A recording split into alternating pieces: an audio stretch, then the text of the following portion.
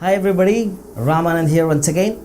Today I got an email from one of my mentors, Peter Diamandis, one of my favorite authors and the person who does or conducts a 250 people mastermind in the US. So I'm so honored and thrilled to be associated with Peter.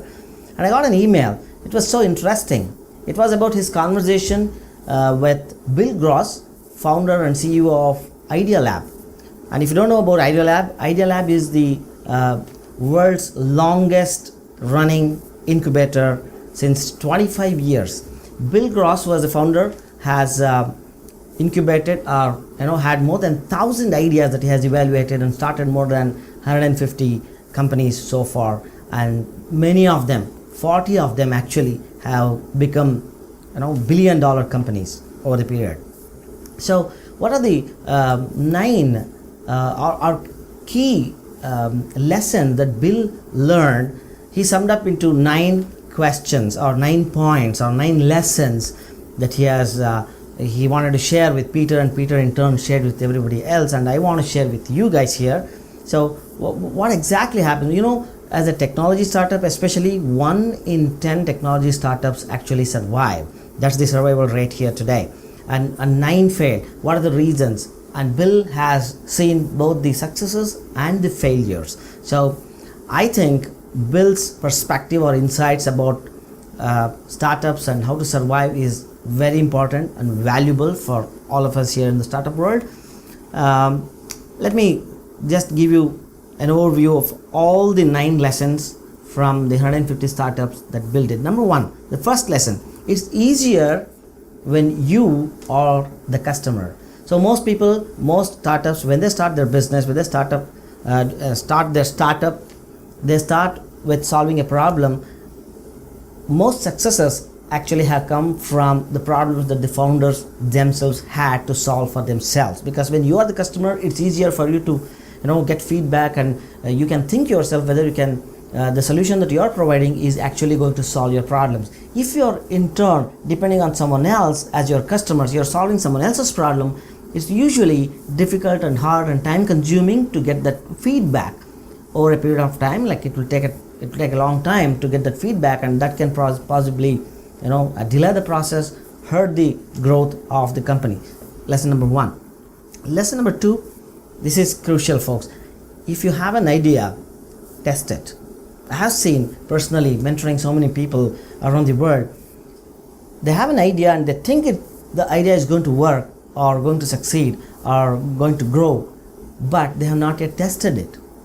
Most people, the number 1 reason for most failures in the startup world is they have not tested their idea. For example, in Bill's case, he started an idea. An idea came to him and his partner that can we sell expensive cars online? So they want to test this, and they built a very simple website and made an offer and opened up this offer to the general public, and in one day 3 people had actually ordered a car which they did not even see physically online. It was way back in the early 2000s, and later on they knew that this idea is going to work, and then they shut down the website, worked on the idea, worked on the startup, and later on this particular business became a $1 billion company over a period of time. So very important lesson. If you have an idea, do not hesitate to test it first to figure out whether it's going to work or not. Number 3, create a culture that rewards killing ideas. Though it may sound weird, killing ideas. Startups are a place where ideas are generated. At the same time, I was fortunate enough to listen to Astro Teller, who is the captain of moonshots at Google, and Astro's job is to put together a team of people and give them ideas and ask these team members to go and kill as many ideas as possible. That way the remaining ideas which remain in the bucket list, they are the most valuable, most useful, and people go out and figure out what are the different ways where this idea cannot work. And if you remove all these things, and the ones that remain are the real gems, and those are the ideas that usually succeed and become phenomenal in terms of growth and adaptation and solving the problem of the world. And number 4, equity unlocks human potential. So this is no big deal, no brainer, everybody understands this. When you have a team of people, even a 1% stake in the company, in the startup, makes the team member own the idea, own the startup, and give his or her full potential, they put their skin in the game. So that's what they say. So definitely equity plays a very important role in getting that dedication, getting that focus, and everything that you need from your team if they own the idea, if they own the business. And that can happen only if you are willing to share the equity in your startup with your team members. Number 5, wow, this is very important, timing. Timing is the most important factor in startup success, and I have a few summary that I will actually read out to you. It's so important. I didn't want to I wanted to give you that entire thing what Bill shared. Bill Gross. Bill investigated how 5 key factors affected the success of 125 companies that he built personally in his portfolio at Idea Lab, and 125 companies outside of his portfolio. That's the wisdom of 250 companies, folks. The factors he considered were, number 1, quality of the idea. Like, how new is it? Is there a unique truth in the idea? Are there competitive modes you can build around? That is, other areas like adjacent audiences that you can build your idea around. So does that exist? And number 2, the team and the execution. How efficient is the team, and how effective it is, and how adaptable is the team to the new model. And number 3 is the business model. Like, do you have a clear path to revenues? Does your plan have a path to revenues? That is number 3. Number 4, financing. Can companies raise more money than others out there and succeed where others would fail? Very important distinction. And number 5, timing. Are you ready? Are you early? Just early? Too late? Right on time? Or did that matter a lot for you? About your, out of these 250 companies that were evaluated, Bill picked 10 in each category. 5 companies that turned into billion-dollar companies, and 5 that everyone else thought would be great successes but ultimately failed. Which of the 5 variables accounted for more success? Can you imagine? Timing. Timing was the most important factor that determined the success of these 250 companies that were evaluated. So timing accounted for 42% of the successes relative to failures. So timing is very important. Team and execution comes next, actually. Number 6, lesson number 6, startups don't have to be in the Silicon Valley. You can scale from almost anywhere these days. So true. Because of all the technology that has been democratized and dematerialized, demonetized, it's everywhere today. You cannot give any excuses, any reasons for not succeeding in a startup if you have all the things in place.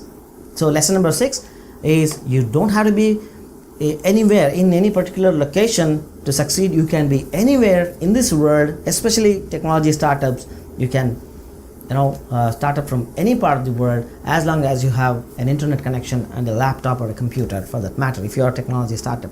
And I believe with the advent of technology and availability of resources all around the world in different sectors, in all the different verticals, startup in any sector, in any country or geography is not at all difficult in today's environment. So not having a presence somewhere is definitely not a reason for failure. So you could do that. And number 7, adaptability and flexibility. Adaptability and flexibility are the 2 most important characters of a good CEO. As soon as the startup starts, gets into operation, one of the most important functions of a startup is to find a CEO who can take this company forward, take this startup to become a company, and then go and solve the problems of the world. And for that, you need a very strong, of course, you need a smart, hardworking, educated kind of a CEO or experienced CEO. But the 2 important factors that makes the startup succeed with the evaluation that Bill has done out of his 250 companies are two things: adaptability and flexibility. The CEO has to be very, very adaptable and flexible with the new ideas that come in, because most of the startups are, they are new, sometimes they are radically different. They think differently, they are innovative, they go to the market in a very different fashion than what is already established. Right? So, and Mike Tyson has a very good or great quote in this regard: everybody has a plan until you get punched in the face. That's what Mike Tyson says. Very apt, very apt. 8. Lesson number 8. Trial periods are great ways to talent fix.